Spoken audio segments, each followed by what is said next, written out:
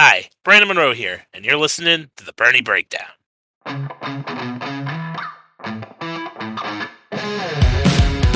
Well, it took a little bit longer than we anticipated, but after dodging the raindrops on Sunday night, we were able to get everything in, and we have a lot to talk about after a very interesting weekend of racing at Bristol Dirt.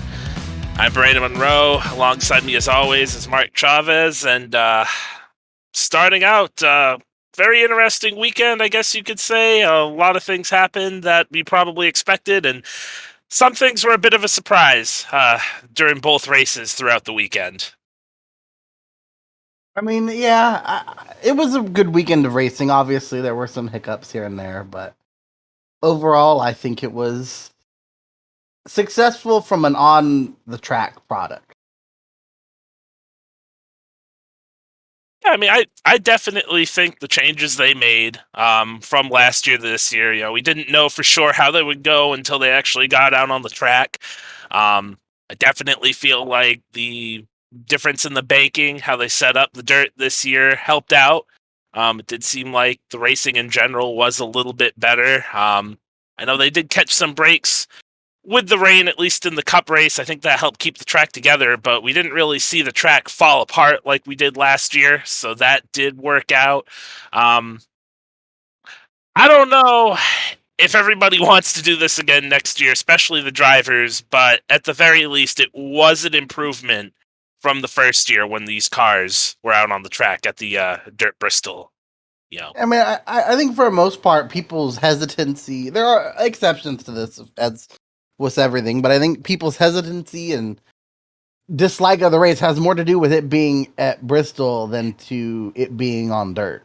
hmm I think I would agree with that. I think a lot of the drivers. There were some that obviously they don't want to be there. Kevin Harvick and Kyle Busch probably are two of the main ones that come to mind really fast. But I think a lot of people are probably in that same boat where it wasn't a bad race. Um, Maybe we could do it again, but if the option is there to go, to an actual dirt track, um, should probably do that if we want to keep dirt racing rather than take a date away from Bristol, which has always been one of the best races on the schedule on its regular concrete layout.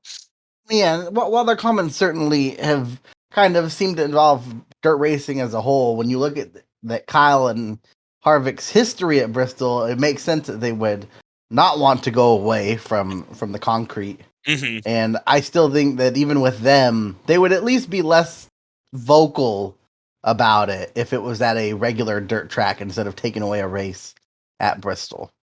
Yeah, I think some of the other guys that mentioned stuff. I know Kyle Larson. He was really talking mostly about when he was talking about just not having the windshields on the vehicles. I know that was a talking point from a lot of drivers this week.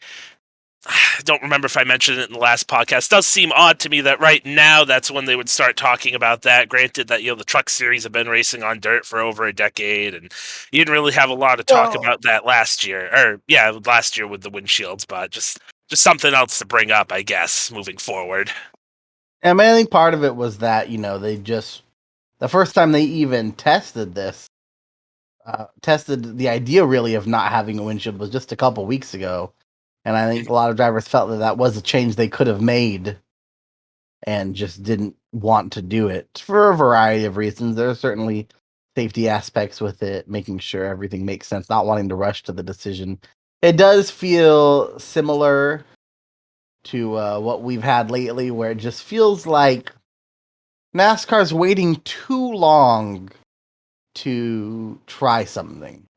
Denny's basically come out and said, at the fall last year, NASCAR basically came to the drivers and the teams and begged them to help them get the car right. And I mean, there's a lot of talk that seems to back up the idea, at least, that this car now races way better than it did 6 months ago.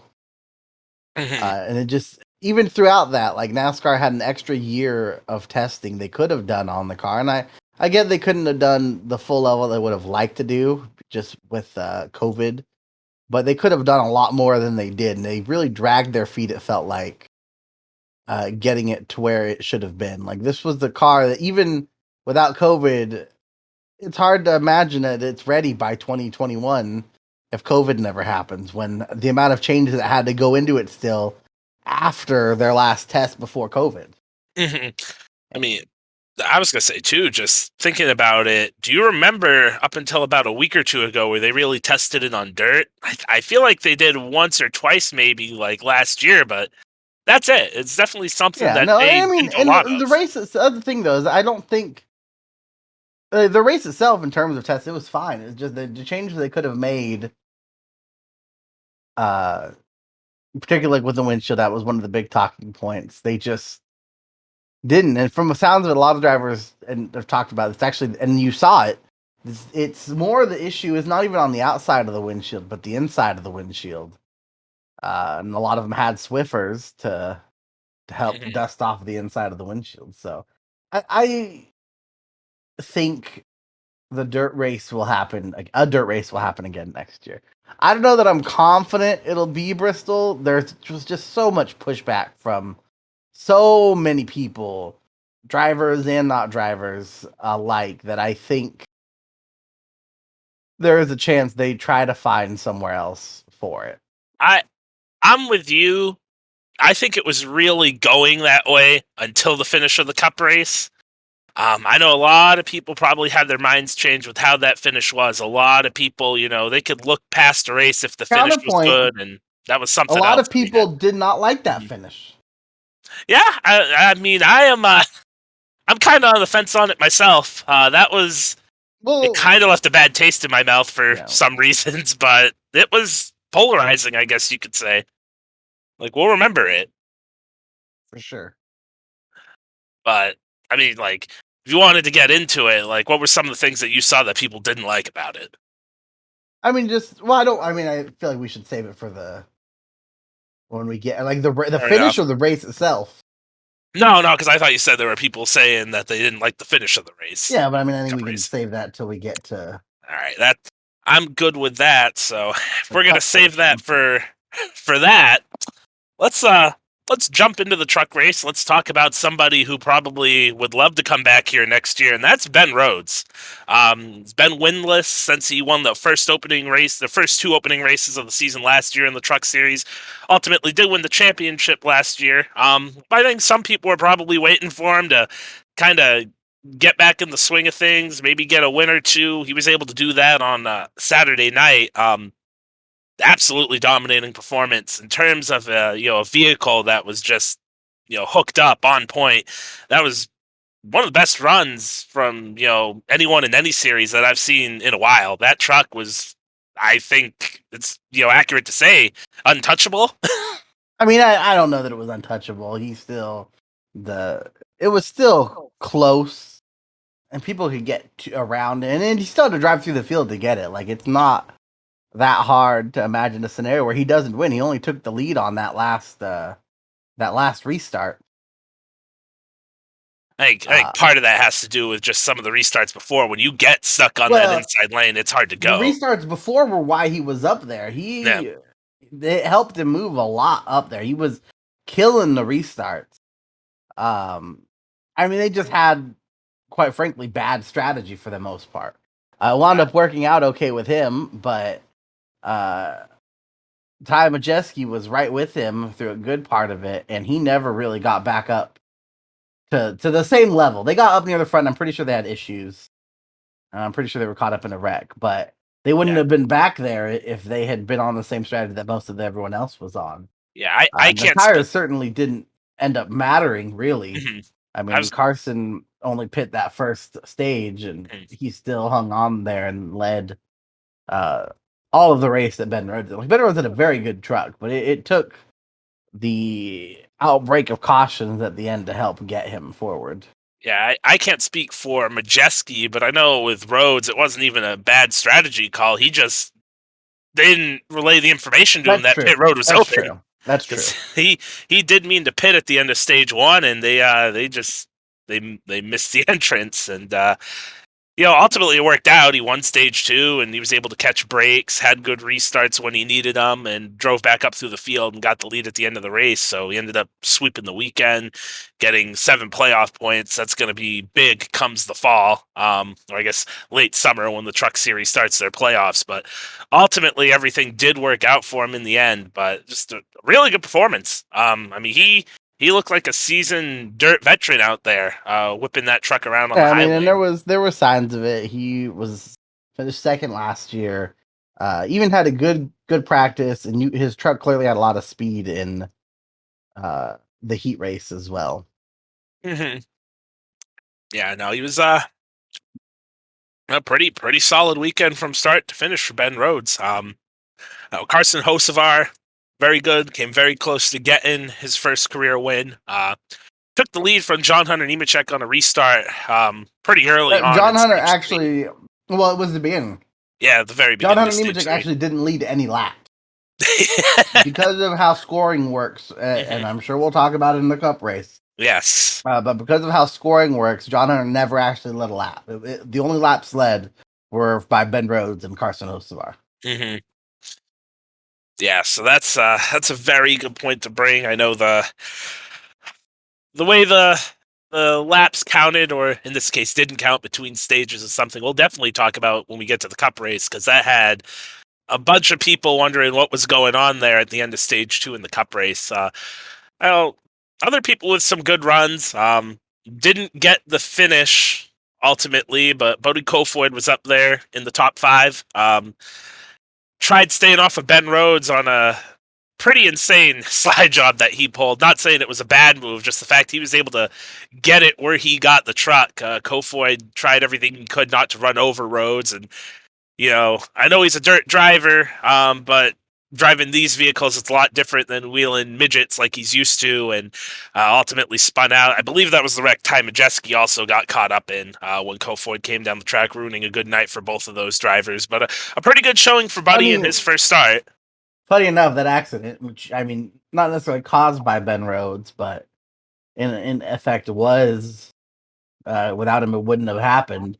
Was the last caution that set him up in a position Yeah, where he was def- able to win the race. definitely worked out. Got him on the outside lane and helped him make the moves on that last run that did put him out front. But Kofoid, pretty good showing. I I had some money on him. Don't think he would have won the race, but looked like he had top five speed. Really, all you could ask for the kid in his first start, especially given that it's on a surface that he is familiar with. He looked pretty good. I think that's somebody, depending on how he wants to go about his career, is someone you probably are going to see a lot more of in NASCAR if he does choose to go that way. It's not going to shock me one bit if he gets another chance in that 51 truck comes Knoxville um, in the summer. So that's something to keep an eye on. John Hunter Nemechek, like you said, ultimately didn't lead a lap, but another pretty solid run. I know some people probably still wanting a little bit more out of him, given that he hasn't won a race yet this year, but he's recovered quite a bit from a slow start in terms of finishing up to fifth in points now. Seems like things Fifth are in trying to points turn around. has of the non before this past weekend had led the most laps of all the guys not named William Byron. Um, Now has led the second most laps behind Ben Rhodes after just a dominating performance Hmm. in terms of laps led, especially. So still led the second most laps on the year. So he's up there. They didn't have a winning truck this weekend, so it's not like they failed to close anything out. Uh, Started out near the back of the pack, had issues early in the race last year, but still finished third. So certainly, I mean, like you said, he's up to fifth in points.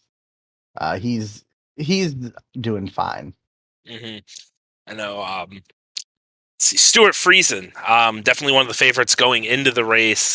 He just Same. never had it. I think he started at the beginning of the race okay, but that it just got worse and Mhm. worse. It seemed like after every lap. At one point, I think he was down to like 20th. Did recover for an 11th place finish, but not the showing that we expected out of him, especially given his dirt background. A bit of a surprise. I would say a disappointment of a weekend for him. Well, I mean, when you Uh, look at how he's ran this year so far, which has been pretty good, I think a lot of people expected him to be able to at least challenge for the win, and he was basically a non-factor from very early on through the rest of the day. Um, Going on a little bit of a positive note for this next driver, I want to highlight Parker Klingerman. Another great run, fourth place finish. I know we were talking about this pretty much right after the truck race. Kind of wish that team had a little bit more money just so they could run full time. I mean, Parker's missed what, 2 races? He's 2 14th in races. points. Yeah. So, I mean, that team, when the races that they've showed up for so far this year, they've looked really good. And, Kligerman, obviously, not a ton of dirt experience. I know we talked about it on Twitter, but top five, looked like he could possibly challenge for the win at times last night. I I'm just really impressed by him. I mean, that's somebody I hope he catches a break down the road. I hope he gets something together, kind of It's like just Landon Castle did, where he can it's get a so full funny time because ride. he's so marketable, he's so Mhm. popular amongst fans.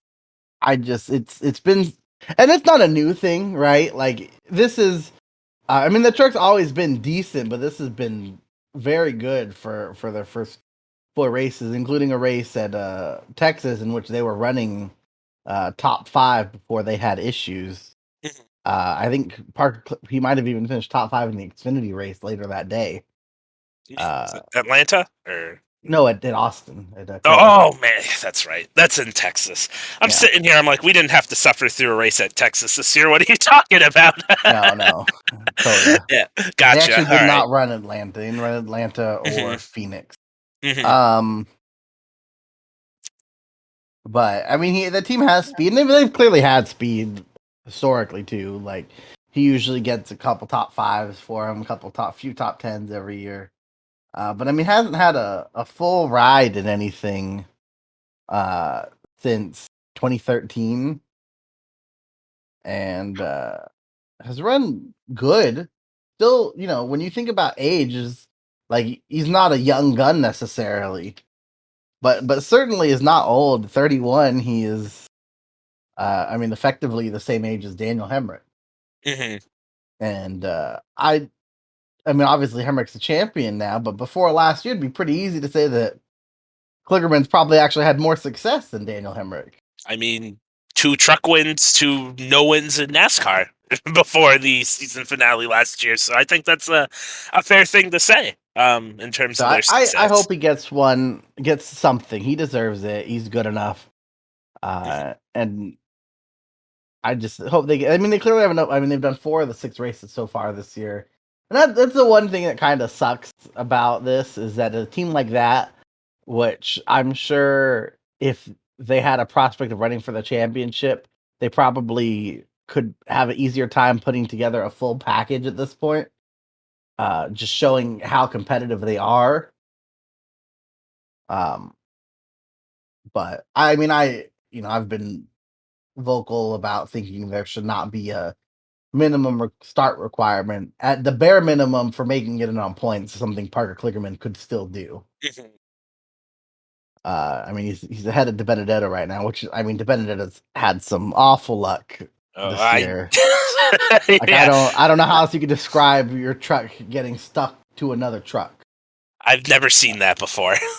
So like they've some of the issues are self inflicted, but at least this past weekend, like there's no way you could describe that other than just when when it rains it pours, man. Like it's been bad. It's been like this probably now for getting close to a year for De Benedetto. I feel like And in I terms feel like of this past weekend though yeah, is yeah, new low, and that's you could yeah. see it when they talked to, or you could hear it. They talked to him on the radio, and you could just hear the in his voice, just the like. I don't know how you keep going, to be honest. Like, Hmm. Yeah, I mean, I wasn't high on that team going into the year. I mean, my metric in terms of how they were going to run was just how they did last year with a better driver, in my opinion, in the truck. And I thought if De Benedetto made the playoffs, that would exceed my expectations. I think if he had no luck instead of bad luck, he's probably on the outside looking in still right now. But it's pretty crazy some of the things that have that have happened to that team. And I'm with you. Like what happened the other night during that Yeah, and race, a new low. Hmm. I certainly don't think they're probably not in a playoff spot no matter what in terms of their luck, without getting exceedingly lucky, obviously. But it's Yeah. still like they're one in the picture, but two certainly also don't feel as bad as I'm sure this feels right now. Hmm. No, I would agree with that. I mean, still looking at the points, he's about 50 or so out of that last playoff spot. So it's about a full race. I'm with you. Even if he, doesn't have the bad luck he's had, probably still not there. But at But he's least in you the could talk picture. about him, right? He's in the Exactly. picture. I think Yeah. 60 points out with the kind of performance that team can likely put together, taking into account also the people ahead of him, of which I mean, I guess there's only two, or I guess no, there's three right now because of Yeah. so with Infinger, Kraus, and Ingram. Like I don't think that he would be able to point his way in regardless, but especially being 60 back already. But at least then he could still be in the picture. And now it already feels like it's effectively they have to steal a win somewhere. Yeah. I mean, he's gonna get at least one chance, I'd say, at a track like Atlanta. No, I don't think they go back to Atlanta. No, they don't. So he doesn't even have the benefit of going to a restrictor plate type track again. So he's definitely got his work cut out for him in terms of picking up a One, I win. will say, one potential dark horse place is Sonoma. That is true because the trucks He'll do go be there. one of the only people with experience there because I don't imagine there will be many Cup guys that have a bunch of experience. I would not be surprised if we saw a good amount of Cup guys in there, Yeah, especially some of the younger ones like Cindric. I don't think he raced there last year.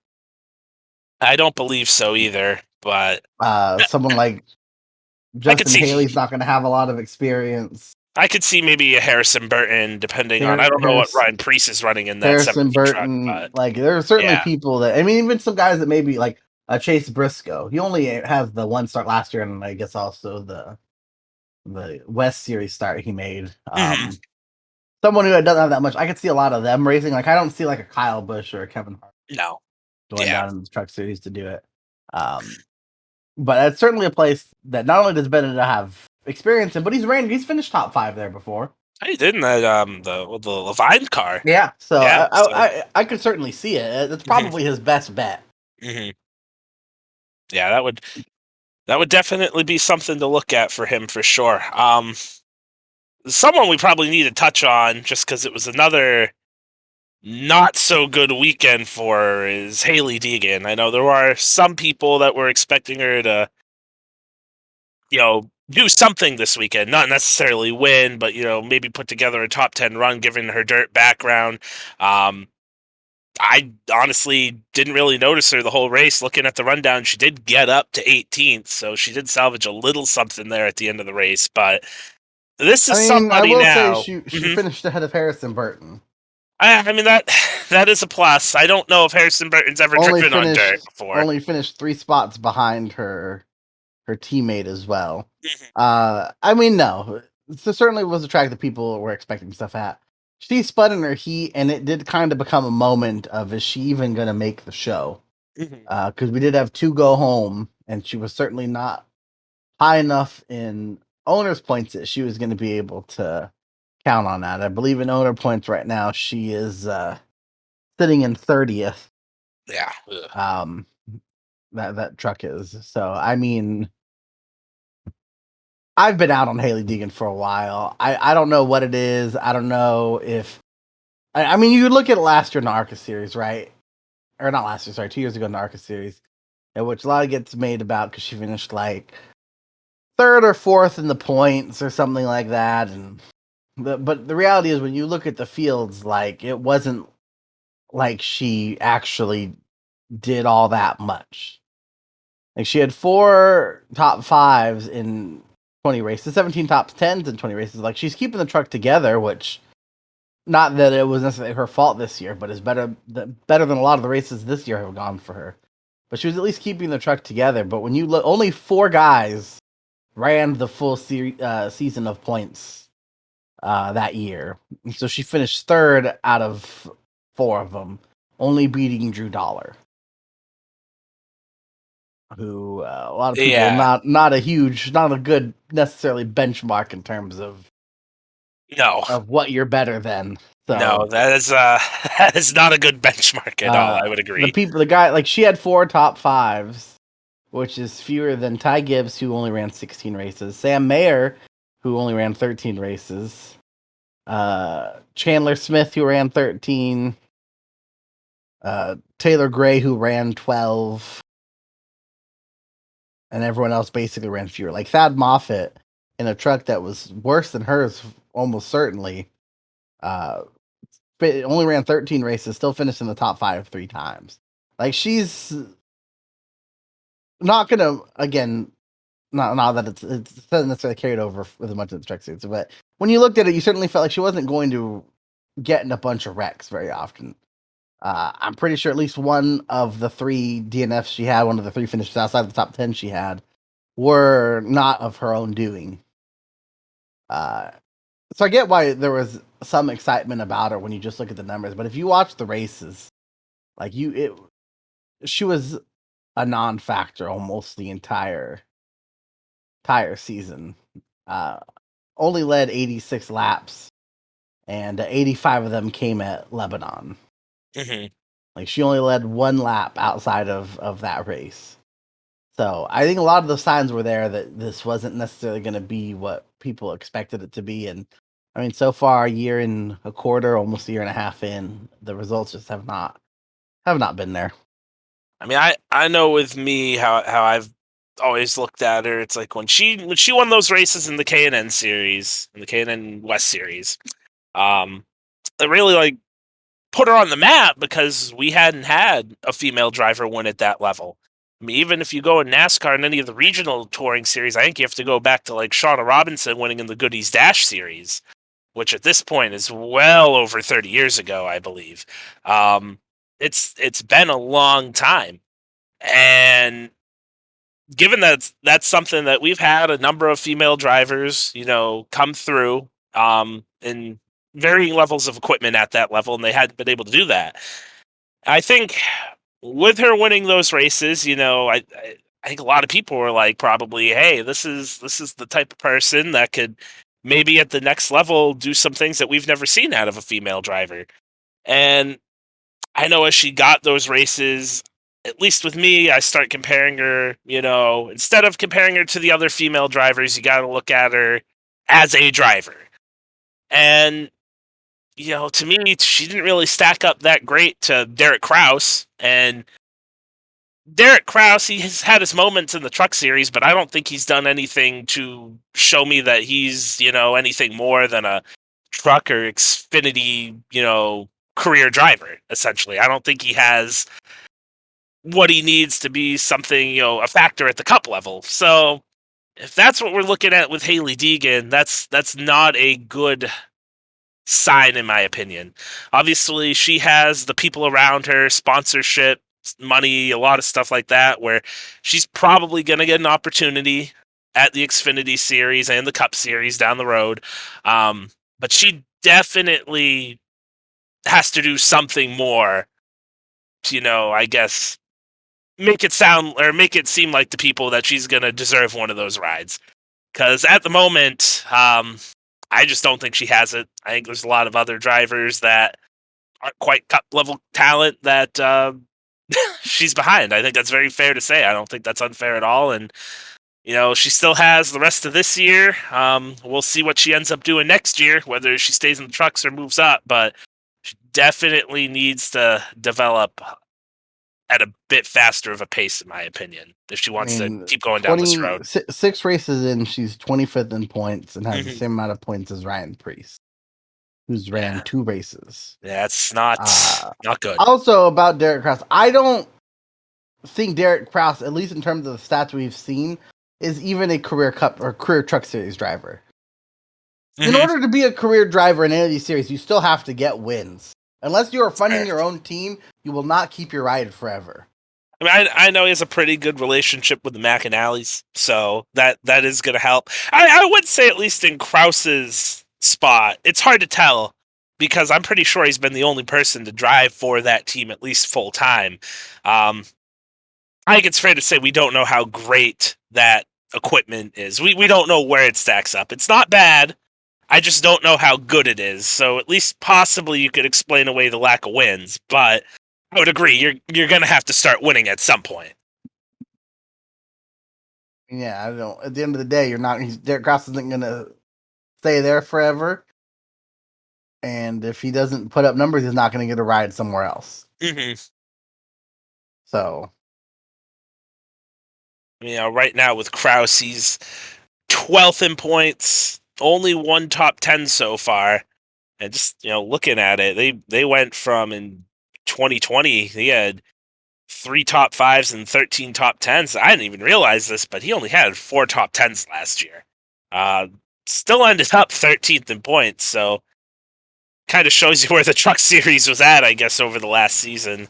But I mean, he has his average finish right now is only a little bit better than it was then, and he's sitting 12th yeah, in points. yeah, so he does need to pick it up. Again, he has time. It's hard to measure up with that team. I'd like to see them probably run, a second truck at least part time.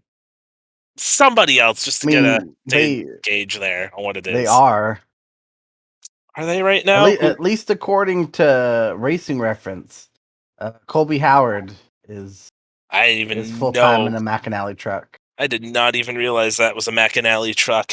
Yeah. Well, he does not have a top 10 at least. He No, did run I pretty mean, good, I think. in terms of Yeah. finish, Kraus has definitely outperformed him, but I was gonna say, yeah, the Kobe Howard did finish 12th. Bit of a surprise there for him. Best run of the year by far. But yes, no, have it. I guess what I meant to say was like, Kobe Howard's not, a veteran level driver, I guess was my point. Like, I don't know who's available that you could get in one of these trucks just to kind of get an idea, but like Kobe Howard, in my opinion, is only going to show you so much. It's not like, say, throwing a Johnny Sauter in one of these trucks. Granted, he's sure, at the end of the career. sure. Did run good at Martinsville, though. I think that was mainly my point, is that you don't have that veteran level driver to stack up where he's at. Like Kobe Howard, it looks like he's even younger than Kraus. He's only 20 years old. Um, Only 11 career starts in the truck series.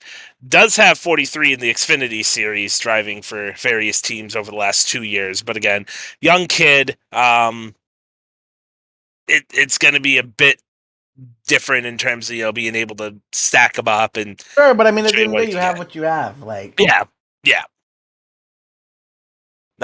several teams have been able to figure out if they have good or bad equipment without throwing a former champion into the truck. Well, that's fair. That is fair. I mean, just going through, but yeah, yeah. No, you're not wrong. You're not wrong. I guess it's just like, for me, anyways. You would not even a former champion, but if there's anybody available that has wins in general too. Just anybody, because I think it is hard to figure out what you're doing with that. Given the drivers in it, I mean, take Hattori a never look at had that issue. who did Hattori. Hattori. They All I'm saying, they at least you yeah. don't have to get another guy into the truck to figure it out. Maybe Hmm. if you really feel like it, I feel like if they thought that was an issue, they'd already done it. That's fair. That's fair. I'd have to know what Kraus, because Kraus has been with McAnally for a while. They even go back to the K&N series. I mean, it's what brought McAnally into the truck series, at least Right. again. Yeah, no, so that's my point, is I don't know what the relationship is there, in terms of how close they are. I find it very hard. I don't know if they'd want to kick him out, and maybe they could do something with Kobe Howard, although they're only 6 races in, but I mean, it hasn't stopped teams before. I mean, take a look at what happened in the the Xfinity series with the 48 car, what they're doing right now with Buford and Kaz, how that's going to go down. That's going to be interesting over the next couple weeks to see what comes of that. We can probably talk a little bit about that later on in the week when we get into the preview for Talladega. But no, I gotta say, you are probably right. They gotta figure it out somehow. At least with Hattori, they did try a couple different drivers before they hit on it with Moffitt, and they really took him off to another level there. And well, even after Moffitt left, Austin Hill was able to put together good runs this year. Not so much with Tyler Ankrum and Chase Purdy, although I don't think anybody really expected anything out of Chase Purdy. Ankrum's kind of been what at least I expected. Kind of on that bubble. Looks like he's about 25 points out of the playoff spot right now. But he's kind of what I thought he'd be doing in that truck. I know a lot of people are probably going to be upset given that they won a championship not that long ago with Moffitt, and they're pretty decent contenders with Austin Hill in it over the last couple of years. So definitely not the season that they were probably hoping for it to start out. But yeah, no, there's a lot of things going on in the truck series, that's for sure, in terms of some of these drivers. Last thing probably to talk about just the Cup guys in this race. Joey Logano and Chase Elliott. I know Chase was a little bit of a surprise. I didn't expect much out of him. He did get a top 10 finish, so that was a pretty solid run with a truck that I don't know if you caught this on the broadcast. That Spire bought off RacingJunk.com. Yeah, I did. I did. I don't know. That's Was that this truck specifically? Yeah, no, that's the one they were talking about. Like they said, I didn't know if that was just like yeah, what their fleet was built off of, no, it's or that if specific that's truck. what they got for this one. So, which Yeah, makes no, sense. I'm pretty sure they have a new body this year. So, yeah, no, but that chassis they bought off RacingJunk.com. It was an old Bobby Doddard truck. I didn't catch how old it was, but the way they were talking about, we're probably talking about like 10, 15 years old. So that was a pretty cool storyline there. Joey Logano did start on the did start on the pole, pole, and didn't Rhodes do just got anything. the jump. Yeah, just not really what I was expecting. I mean, he had a pretty solid run in the Cup Series race, the following night, but for the truck race, I expected him to be in contention to win, and yeah, off the start, like you said, Ben Rhodes got a jump, drove out front, and you didn't really see a lot of Joey Logano after that. All right, anything else you'd want to add to the truck race before we move on? No, I mean in terms of finishes, I think it was kind of a disappointing cast of characters that are at the front. Usually in these kind of races, you want to see some names that are out there. Some guys had some good speed and qualifying, and even in the race a little bit. Uh, Fogelman, as you mentioned, Kofoid, which at least would have been a different name. Mhm, Majeski, who is certainly ran okay this year, but hasn't been up front. And just through various efforts, fell down to what feels like a pretty standard uh, top 10. So mhm, it was a fun race though. I mean, it was probably better for the entertainment factor that Ben Rhodes got on the strategy he got on. There's a good chance he goes out and leads all 150 laps otherwise. yeah, it's a very dominating performance by the defending series champ. Now has a very sizable points lead. About 40 points it looks like, which not quite a race, but it's not going to shock me one bit if he holds that for a while over, or possibly till the end of the year. That was a very good performance, and we'll see if that leads to better things for Ben Rhodes over the remaining races the Truck Series have in the regular season. Um, so moving on to the Cup Series, a lot to unpack here. Where would you like to begin? I mean, there's there were a lot of things that happened in this race. Uh, I think the easiest one I feel like to talk about is just the rain at the second stage break that caused a lot of confusion of who was leading and who wasn't, and there was a lot of discussion about it. A lot of people calling for live pit stops. I don't think that's the answer. I don't envision that working all that well. Nor do I really think it's necessary. I don't know. Once they explained it to me, it really didn't seem that complicated. I think it was made worse by teams not understanding the rules as they are. Like clearly, basically every team that pit understood the rules.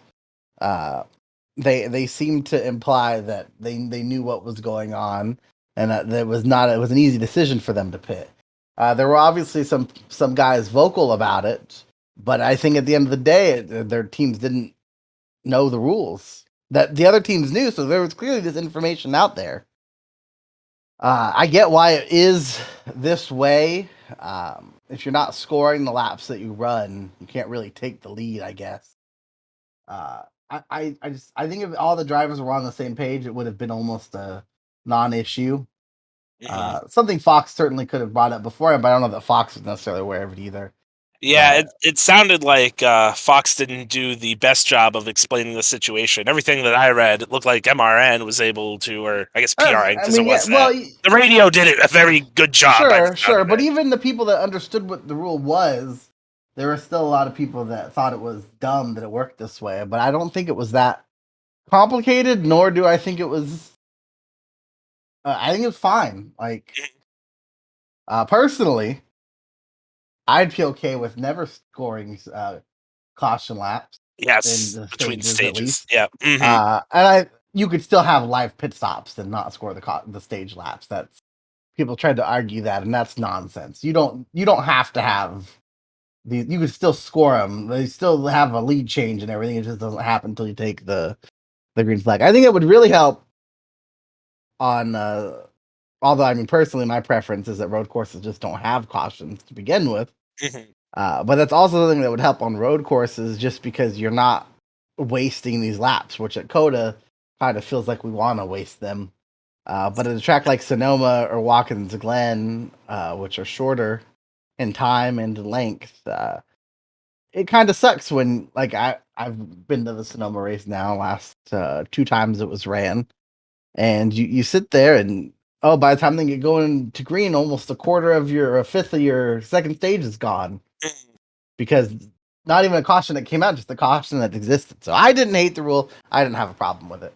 It would have been better if it was explained more clearly, but I think a lot of the controversy came what was drummed up by the drivers themselves whose team failed to understand the rules.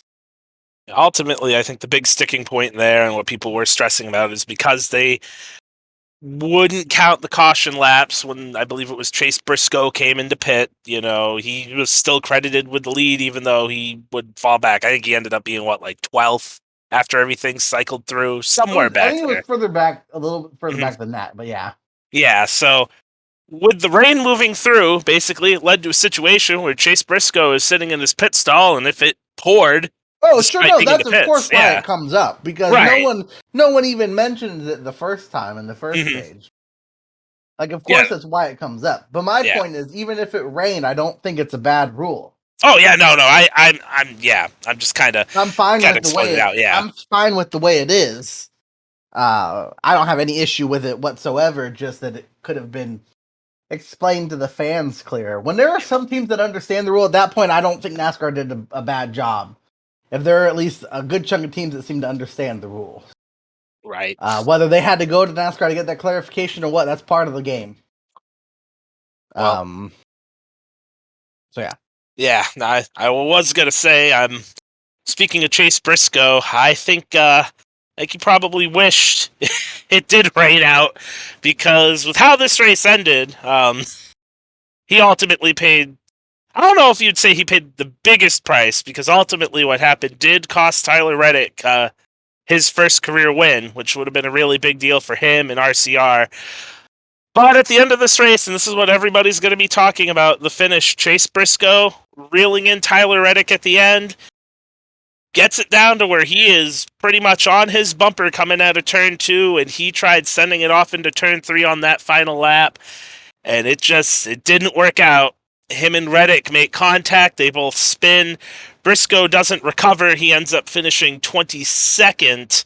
But with everything going on, from about 4 or 5 seconds back, out of nowhere comes Kyle Busch, and he scores his first win of the season, leading only one lap. Absolutely heartbreaking finish for Tyler Reddick, who had dominated the second half of this race, or at least the very last stage, leading 99 laps total.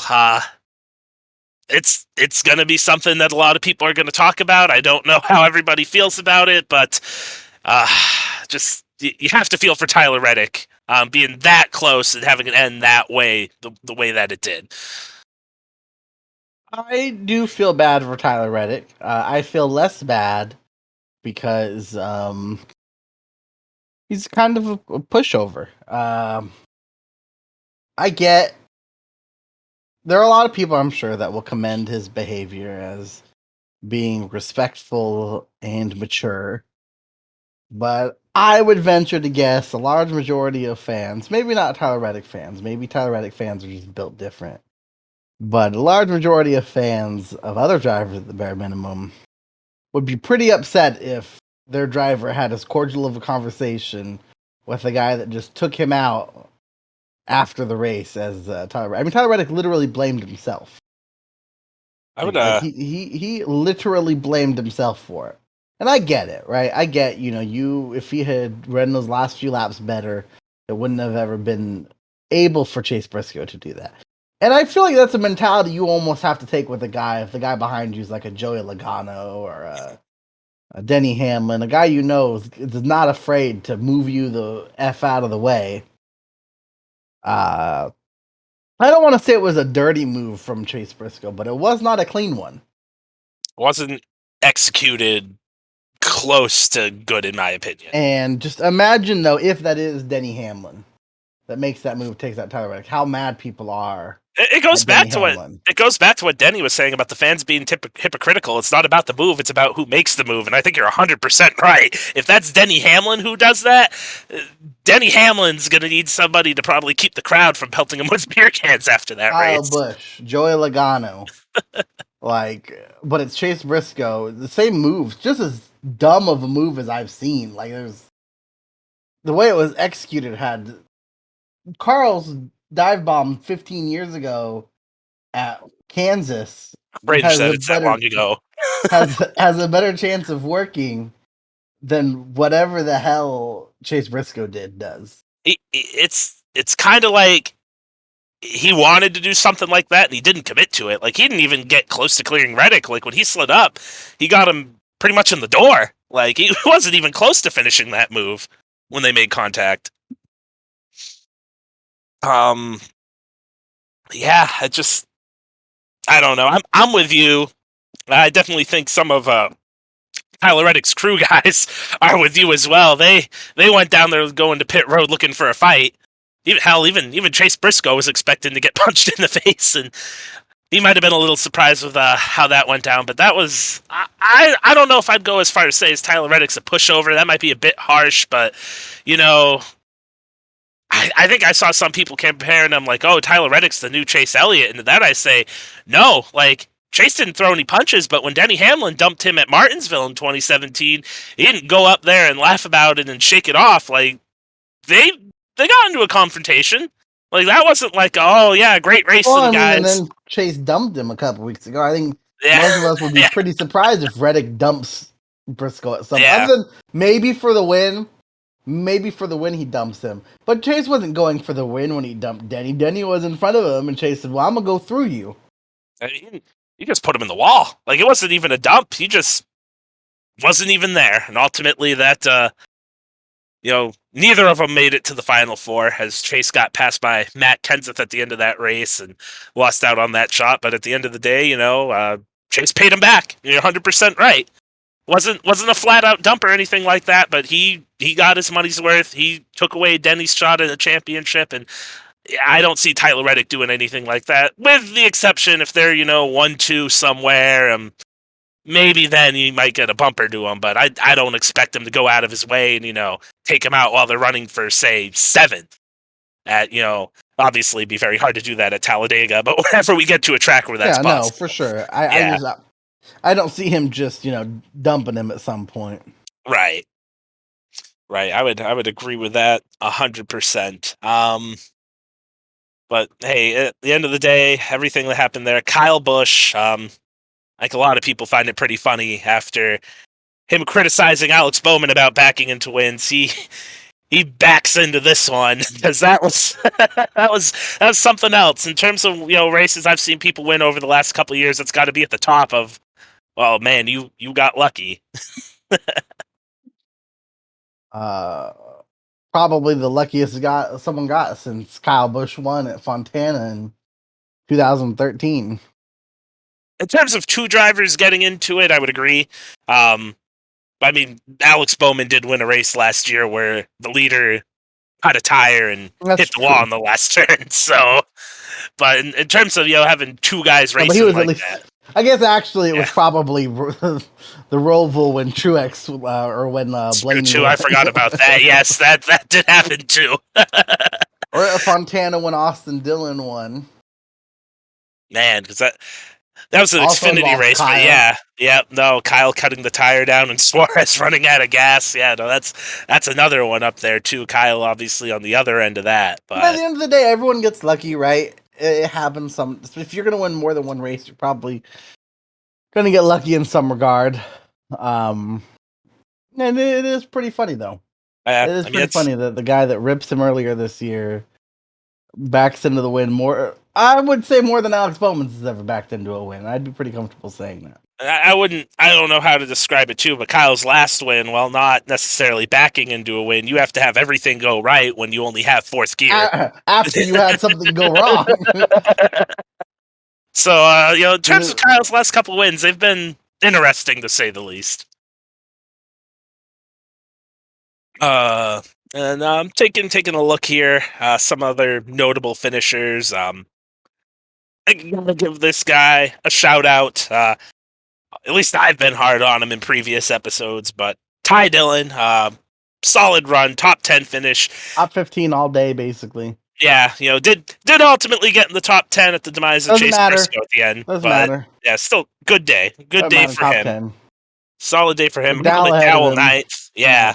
I mean, Ninth. Ty Dillon finished, got stage points in the first stage. Finished second, actually, Yeah, in the that's.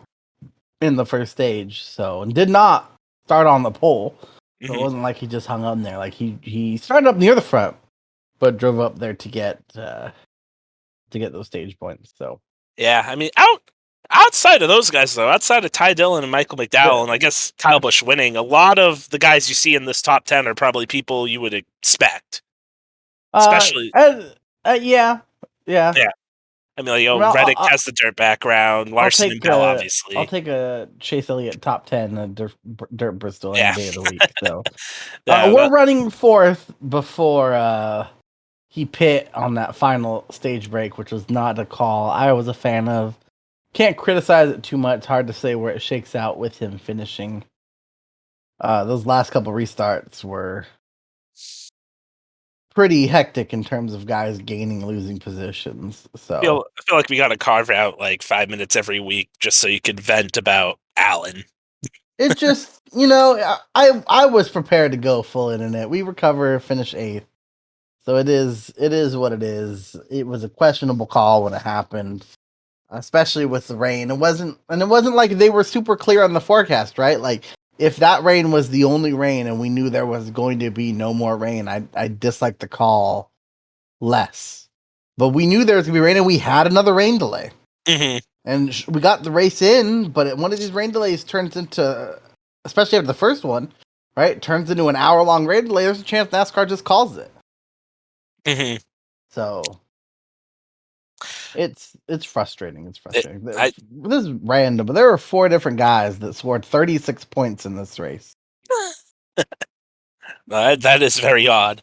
Ty, Chase, Elliott, Alex Bowman, and Ryan Blaney Hmm. all scored 36 points. That's very very interesting number to say the He least. didn't There. get a good finish, but I certainly think some credit needs to be given to JJ Yaley. Hmm. Was running up near the top 10 at one point and was still running in the top 20 most of the second half of the race before Austin Dillon's car unfortunately died in front of him, and then Yaley's car was just never the same after that. Yeah, I was gonna Uh, bring up Austin Dillon too. There, like yet again, another really good day for him, and something out of his control happens, and he gets a terrible finish in comparison to where he was running throughout the race. not that it was going to be good days for them, but lackluster season for Harvick continues. Right, last year it was a lot of good finishes, but just like seventh place ish finish, and right now they're struggling to even get those on weekends. And back to the he should thank God he has the win, because boy, this awful season for Denny Hamlin just continues. I talked about it a couple weeks ago, but just to get to like his last 3 DNFs before this, you had to go all the way back to 2018, Hmm. uh, which is still true because he had 4 DNFs then, so it's still true what we have now. But he has 4 DNFs now after having 0 last year and 1 each the prior 2 years. He now has 4, which if he DNFs just one more time, is the most DNFs he's had in a season since 2013. And he didn't even run the full season then, but still had 8 DNFs then. No other season has he had more than 4. Uh, so if he gets one more DNF, he's already got his second lowest mark of his career. I mean, And they I know haven't a been couple. running good. They haven't No, been running great to begin with. That's there are a lot of people that want to act like he'd be up in the be like it'd be okay if he didn't have these DNFs, and they would not be okay. Uh, that's just the first thing, but it just at a certain point, like you gotta. It's similar to the Benedetto right now. Granted, Denny Hamlin has a win, and I said after Richmond, I didn't think that this team's troubles were finished. I still felt like they were going to struggle. They were the 4th car of their team at Richmond, and their team had good cars, but it just was so uncharacteristic, even for his past Richmond performances, that I was not confident they would be fixed. They go to Martinsville and they struggle, and they were struggling here before the issues. It wasn't like he was running top 10 when these issues arose. mhm. So I know. just a What I was gonna say was like, when you go back a couple weeks and we were doing, our breakdown after I think it was like about the 6 race years after Atlanta, maybe a week after that.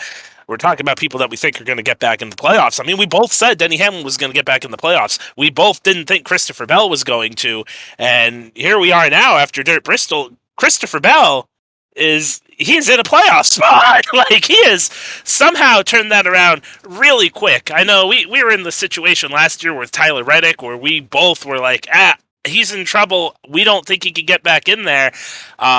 He obviously did, but Christopher Bell has turned this around very quickly. I mean, I will say, I said the entire time I thought he could.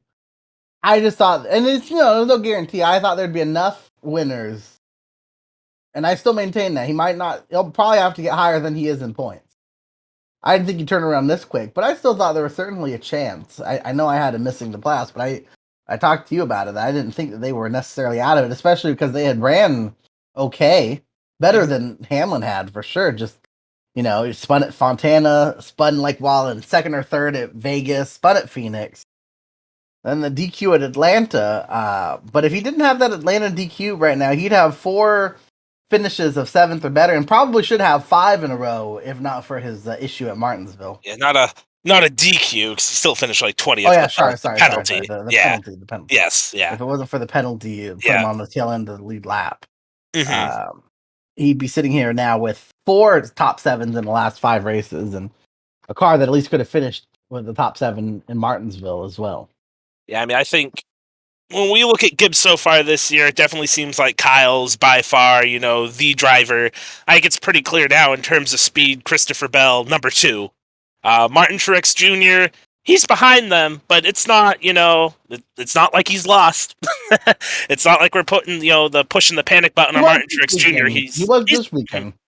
Yeah. I mean, at least it's Dirt Bristol. Not gonna push a panic button over that. I agree. Yeah. They did damn near win the race last year, but Yeah. I mean, Denny Hamlin was up there too, and look no, and how that was. but Yeah. I mean, I think it's time Denny's hit the panic button, at least in terms of their performance again. And that's what I said after Richmond. They should just be focusing on getting their performance better. They don't have to worry about getting every point they can. They need to be worried about getting that car as good as they can. Because I didn't think they were going to run up into the top 10. I certainly don't now. After the disastrous performances that he's had, he's not going to fall out of the top 30. That's just not going to happen.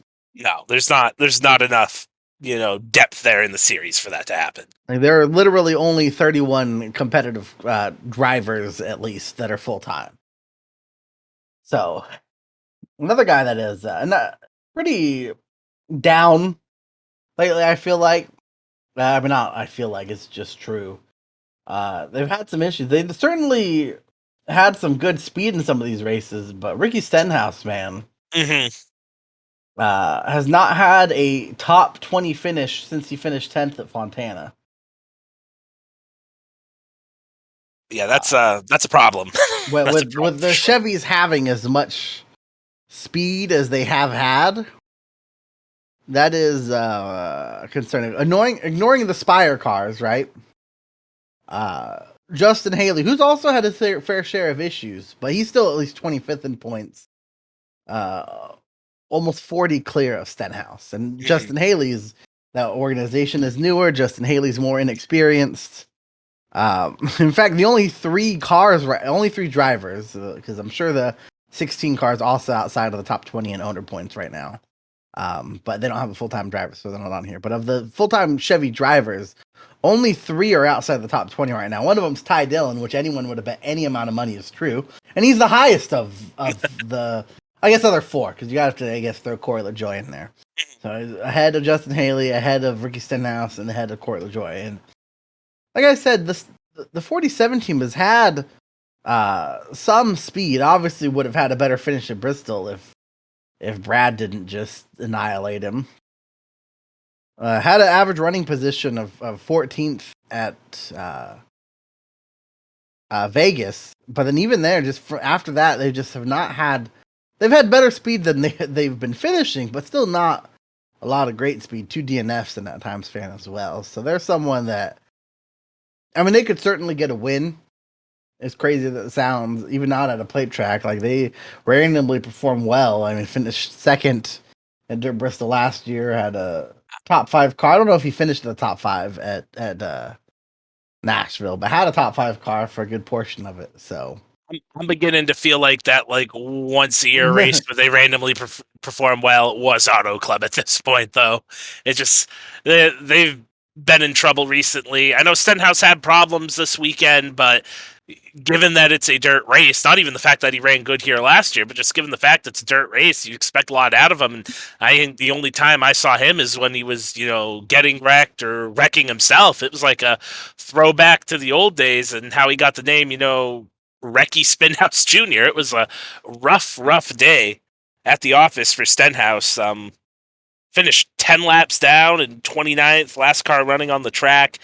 Not what he needed in terms of getting his season back on track. He's lucky Talladega's next week. I know you were saying, maybe they could randomly pull something out and steal a win somewhere, but Talladega probably his best shot regardless, and he's gonna need it. And for sure. We'll see what could happen there. I mean, Stenhouse, he came close to winning this race. I think it was 2020 when he just barely got beat at the line by Ryan Blaney. So he's run good in this equipment here. So that finish is like a Renaissance painting, man. When you sit there and you look at it, there are so many cars that play a role in that finish. And honestly, if you remove one of them, Ryan Blaney loses that race. It's pretty crazy. There were like 4 or 5 cars that had a run that either got into each other, got blocked by someone, got put in the wall right by Ryan Blaney. There's a whole plethora of them.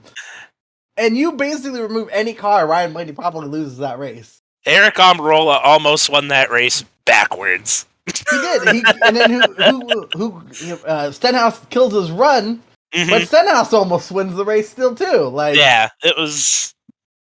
That was something pretty sure else. John Hunter had almost won the race too. John Hunter was the one where he was on the outside, and when I think Blaney pinched Eric Jones, that's what got Eric Jones in the wall. Like so many people that could have won that race, and it's just so funny that Ryan Blaney walks away with it still. But yeah, that was so many people up there. Josh Williams, first Cup start, finished 25th. On the lead lap. So that's on the lead lap. Cody Ware on the lead lap. Yeah, Cody Ware had a fun night. That's true. Also, in terms of disappointed, William Byron not there all night, and had a good finish last year. Good car even last. It wasn't even like he just had a good finish, but had a good car and just invisible all night. So that's bit of a surprise for the guy who's probably the hottest driver in the sport coming into the race. Justin Haley and Cole Custer, strong starts to the race. Obviously started near the front. Cole Custer had issues right off the bat, basically. One, didn't lead a lap. Both of our pole sitters did not lead any laps. But 2, had some mud get on the front, went in and pit, and NASCAR had decided that if people were going to have issues, they would throw the caution flag, and ultimately did. But after Cole Custer lost 2 laps and spent a good chunk of the first half of the race just trying to get back on the lead lap, so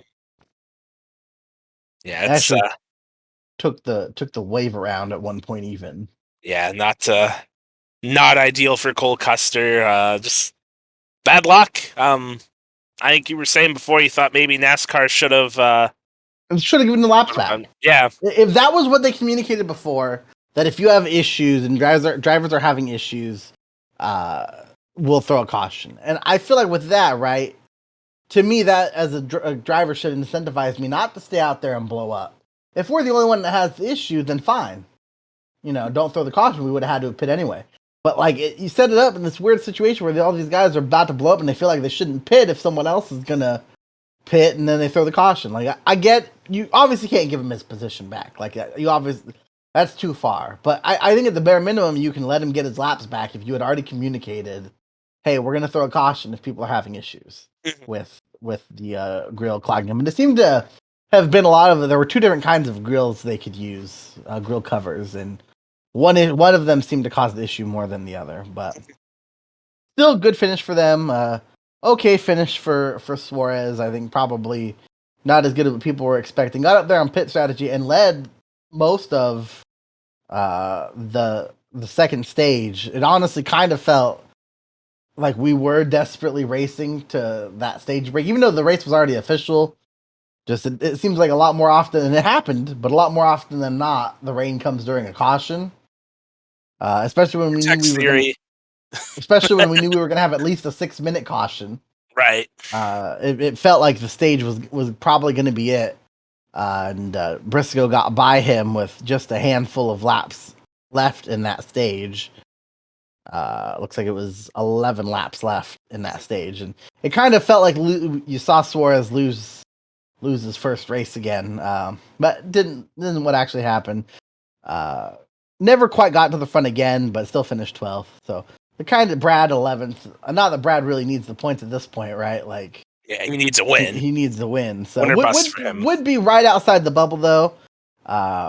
Eric Jones still right now. Right now we're looking at Christopher Bell since Denny Hamlin sitting 23rd in points, 23-11. Since Denny Hamlin has the win, Christopher Bell in 15th is the cut line right now. Daniel Suarez 8 back, Austin Dillon 12 back, Chris Buescher. I've lost my spot here. Chris Buescher 25 back, which I mean very solid for Chris Buescher. Brad would be slotted in there. He would only be 106 back of the leader, so only 2 back of Christopher Bell. Which I mean I think with how he's ran would be surprising to a lot of people.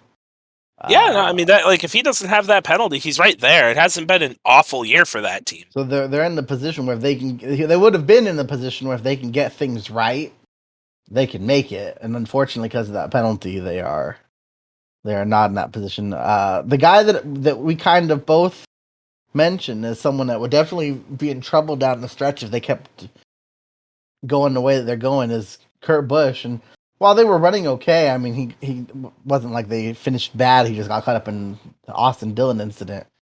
But he's now sitting there, not like ridiculously far behind, only 28 points. But when you're not getting stage points, 28 points is a lot of points to make up. Yeah, I think we were comparing him last week to Austin Dillon in terms of stage points. And while Austin didn't get the finish he needed because of the issues he had as well, he did finish 4th in stage 1.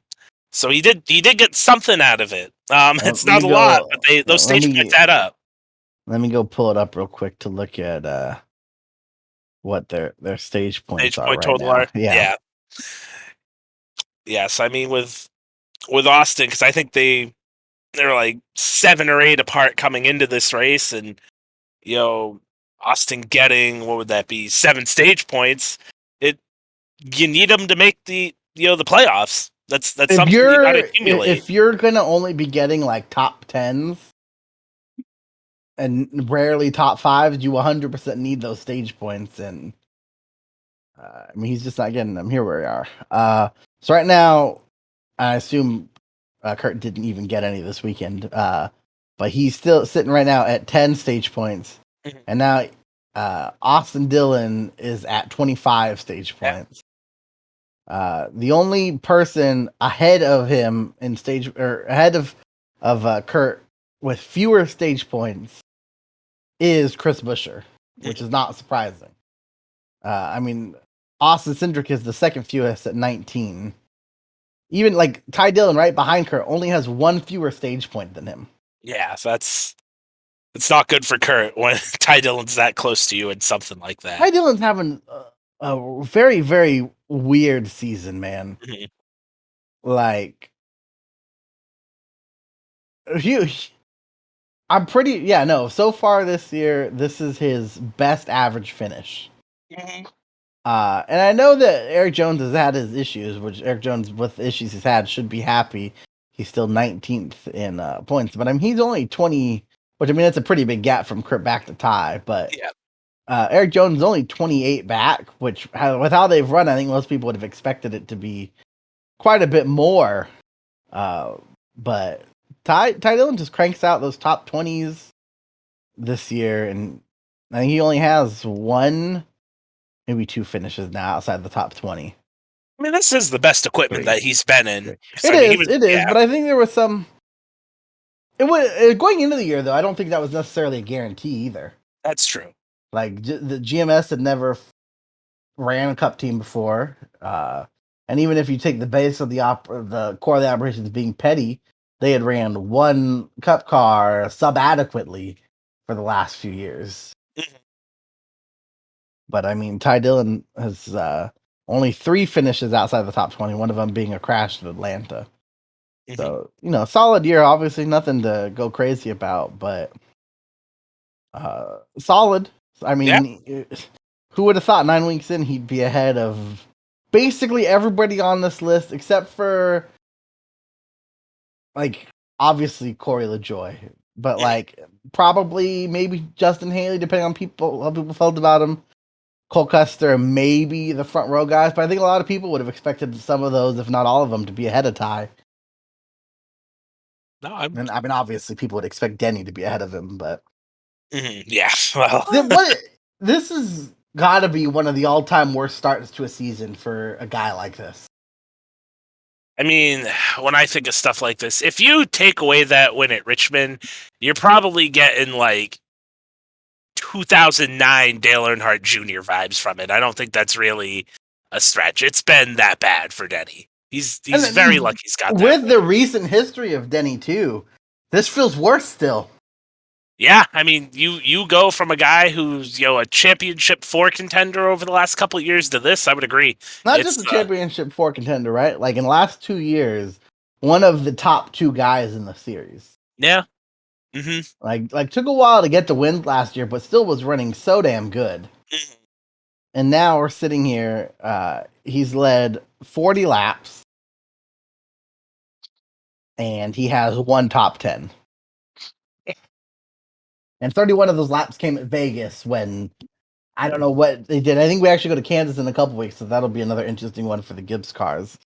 I mean, Um, they if it's not for a late yellow, Kyle Busch has 2 wins this year. They did run that pretty good at yeah, Vegas. no, they Yeah, did. No, that's yeah, what I'm saying. That's why yeah. I think Kansas will be an interesting one for them because it'll at least let us know if the mile. I mean, unfortunately for them, it's 2022 and not 2009, so we don't have the number of mile and a halves that we used to.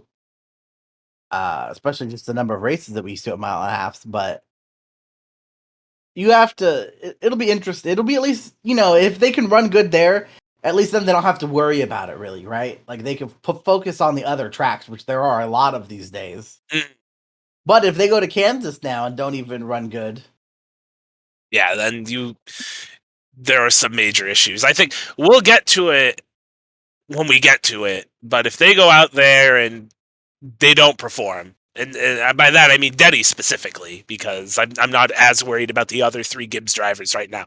But if Denny goes out there and he runs, 17th all day, I think you could start having the conversation like, is something wrong with Denny Hamlin? Is he falling off? Can he not get a handle on the car? Because it won't feel like it's an organization thing if the other Gibbs drivers are running decent and he's back there. And we can have that conversation after that Kansas race. I think it's a very good time to have it. We'll see what happens then, but there could be a lot more questions raised in that 11 camp if they go out there and they don't perform that week. Yeah, I mean it'll just even like Truex, like he's obviously not been as bad as Denny, but I mean they were still very good at Vegas. So it'll be a good indicator for them regardless. It'll be an important one for sure. It's definitely going to be a good measuring stick for a lot of guys when they get there.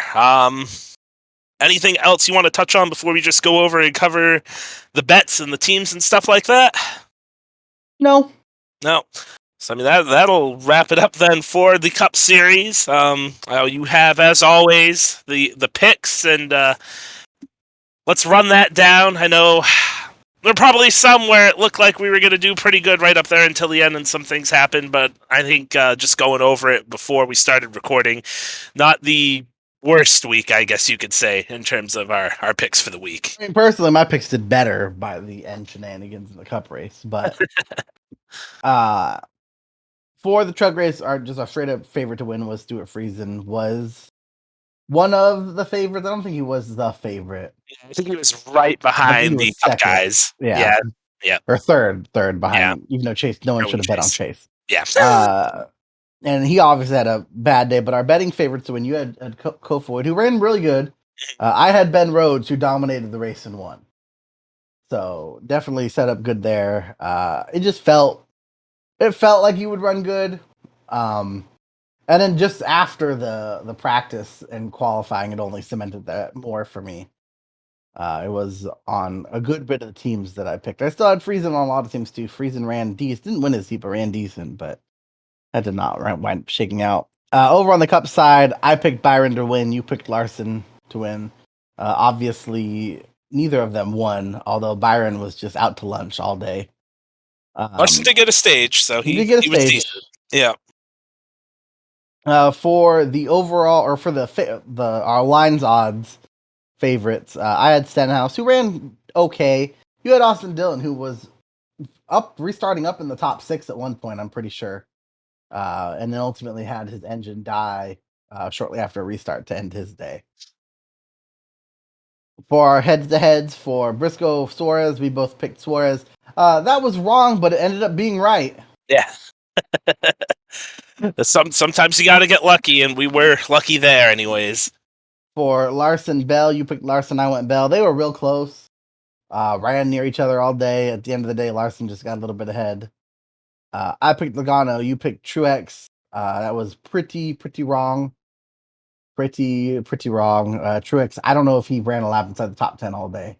I think the highest I saw him was like 19th. It was he bad. He finished. Yeah. I'm pretty sure better than that. So he actually finished 21st. So he did not. I'm pretty sure he was above 19th at some point. I will actually.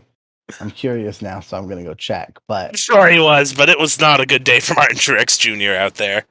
His highest, he did get up to 9th at one point, but literally only ran 0.4 one lap. That was the one lap. He ran one lap in the top 15. So he I don't even know how. So he restarted 9th, stayed there for a lap because that first lap doesn't count. True, yes. That first lap doesn't count, and then immediately fell to worse than 15th. So they were pretty bad all day. Even Harrison Burton spent more laps inside of the top 15. Basically, everybody did that was in any kind of competitive car outside of. Actually, Denny Hamlin also technically spent more time in the top 15 percentage wise, since he ran fewer laps than Truex did, but they both spent one lap inside of the top 15. JJ Yeley spent 18 laps inside the top 15, so very poor day for Martin Truex Jr. On the flip side, Joey Logano, only driver to spend 100% of the laps inside the top 15. And he didn't even lead a single lap. He did not lead a single lap, so. And then we both had Byron over Bowman. Bowman did good, but I expected Bowman to do good. That was, honestly, Bowman's finish here was right around probably short of an accident. The worst I expected him to run. I just expected William Byron to run pretty good after running good last year. I definitely something a talking point that kind of came up was that when the track was as dry as it was last year, it helped the guys that aren't super used to running on dirt. And that, based on the finishes and who finished where last night, that certainly seems to hold some weight. Yeah, I mean, I know I saw it on Twitter, and I know Kyle brought it up too. I definitely feel like having the rain, move through, kept the track in a little bit better condition, so you didn't have the issues that we did last year where it was dried out and breaking up. All Obviously, you right, can't no, write go that ahead. in, but Yeah. yeah, yeah. Short of moving the race, because I think we all know we both would want to move the race if possible, um, or canceling it. What change would you make to the product for next year? I mean, honestly, I don't know how the drivers would feel about it, but I think, Kyle brought up a very good point in the media center after the race is that these dirt races, whether it be sprint cars or dirt late models, they're at most, with the exception of like the World 100, they're 50 laps. If you're going to put on a 250 lap race, you're going to have to keep the track up. I just mentioned it. I think it helped having the rain move through because it Well, kept it's moisture in it. funny because I feel like they did a lot of that last year. Because they had to, because the I sun was suppose. baked on I it. suppose. I also, I don't think this gets talked about enough too. You had a 150 lap truck race and then the 250 lap cup race because of the rain the days before. They ran those races back to back. I think that played a role in Oh, last year, last yeah, year. right for the cup race. Yeah, yeah, Like yeah, by yeah. the end of that race, that track was gone. Um, Even if we didn't have the rain move through last night, I don't think the track would have gotten to that level of just being worn out. But I think it's something you might want to look at moving forward. Um, Instead of having like a 6 minute break, maybe you want a 15, 20 minute break in the stages so they could keep the track wet. Because I I do feel. almost wonder, and if it's better to have like go to more of like a main system. Mhm. Just because like a 20-minute break in the middle of an actual race just feels exhausting. Yeah, I would agree. It feels like it would be trouble for TV to hold TV audiences during it. Mhm. Whereas I think if you go, all right, this is the race, this is the first race. After this race, the next race is in 15 minutes. It's a lot easier to plan programming around it, and it's a lot easier for people to be able to plan around it and know that they at least saw the end of that race, so they can just come back and watch the next one and not just feel like they're stuck in this weird. I mean, it's similar to a red flag. I mean, it's basically the same idea as a red flag, and we all know red flags suck. Mhm. So I think if they could find some other main system to work more, yeah, I it think would be better. I think the only it's not a problem that I personally have with it, but maybe NASCAR would, is that if you do that, how do you divvy up the playoff points? Oh, well, sure, sure. I think just spitballing here, because I just thought of this in my head. I think, if you had what you could do is you could have a heat and a B heat, and if you win that heat, you would get one playoff point.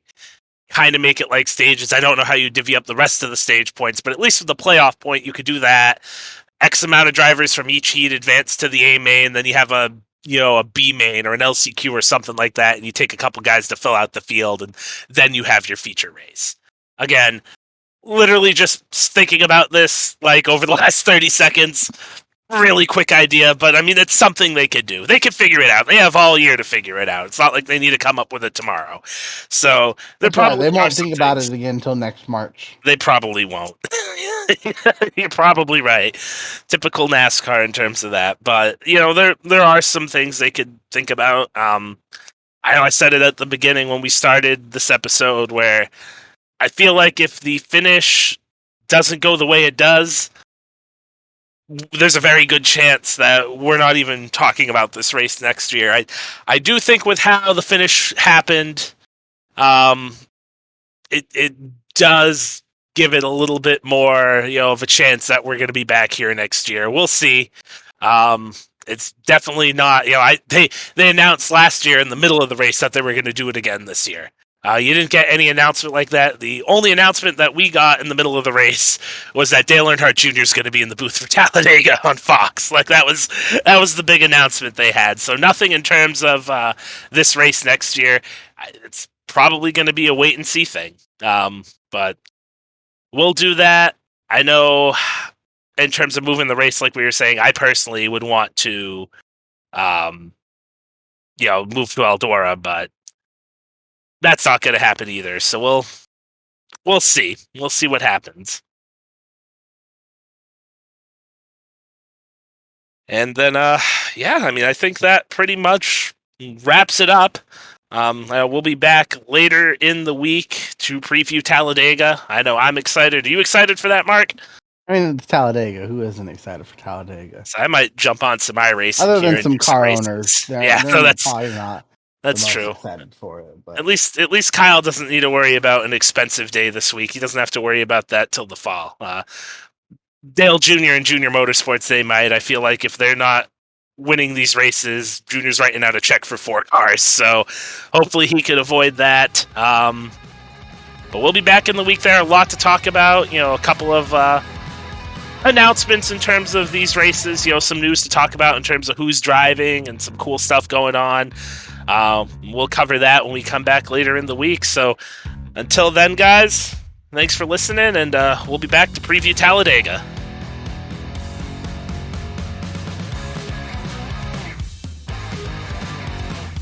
Brandon Monroe here.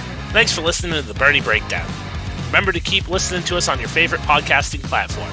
And remember to follow us at Bernie Breakdown on Twitter, Instagram, YouTube, and all of our other social media platforms.